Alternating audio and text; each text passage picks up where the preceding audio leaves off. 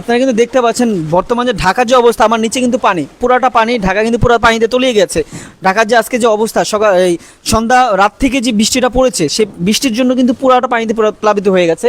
তো আমাদের কার্যক্রম কীরকম চলতেছে আলহামদুলিল্লাহ আমরা সবসময় আমাদের আপডেট দেওয়ার চেষ্টা করছি।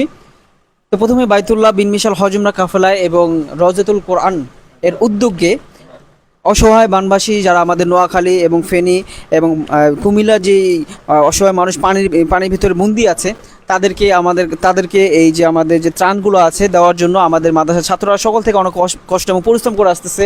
আমাদের সৌরভ ভাই সকাল থেকে পরিশ্রম করতেছে এবং আরও অনেকেই আছে যারা এখনও নাই, যারা বাইরে আছে, অনেকে ট্রাকে মাল উঠাচ্ছে। আপনারা দেখতে পাচ্ছেন আমাদের এখানে অনেক কিছুই দেওয়া আছে। যদি বলেন যে এটার ভিতরে কী কী দেওয়া আছে, তাহলে আমি বলবো এখানে দেওয়া আছে মুড়ি, শুকনা খাবার মুড়ি, এবং এটার ভিতরে দেওয়া আছে চিরা, এবং সাথে আছে সেলাইন, এবং হচ্ছে আখের গুড়। এবং কোনো মানুষ যদি অসুস্থ হয়ে পড়ে, যেমন জ্বর হয়েছে, বৃষ্টিতে ভেজে পানিতে ভেজে জ্বর হয়ে গেছে, তখন ভালো কোনো ডাক্তার কাছে যেতে পারতেছে না, আমরা এইটাও বিবেচনা রেখেছি। আমাদের যারা কর্তৃপক্ষ আছে তারা এটা বিবেচনা রেখেছে মাথায়, এবং তাদের জন্য আমরা কি বলে নাপা যে ওষুধটা আছে সেটা আমরা দিয়েছি এখানে। নাপা ওষুধ, সেলাইন, আরও অনেক কিছু ওষুধ এখানে এটার ভিতরে আছে।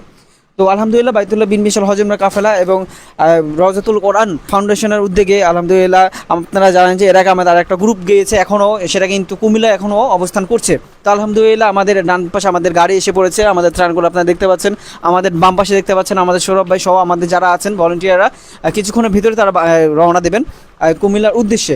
তো তার আগে আমি আপনাদেরকে একটু দেখাতে চাচ্ছি যে আমাদের এখানে 300+ মানুষের জন্য এখানে আমরা তাদের শুকনো খাদ্য সামগ্রী রেখেছি।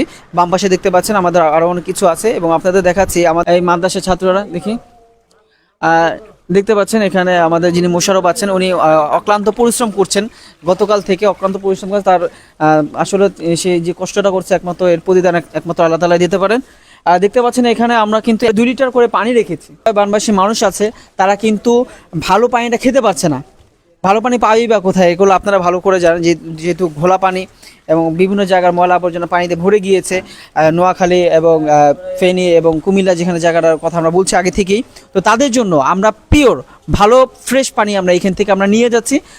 দেখতে পাচ্ছেন এখানে কিন্তু ট্রাকের অর্ধেকই কিন্তু ভরে গেছে আপনার ঠান্ডা বিশুদ্ধ পানির জন্য।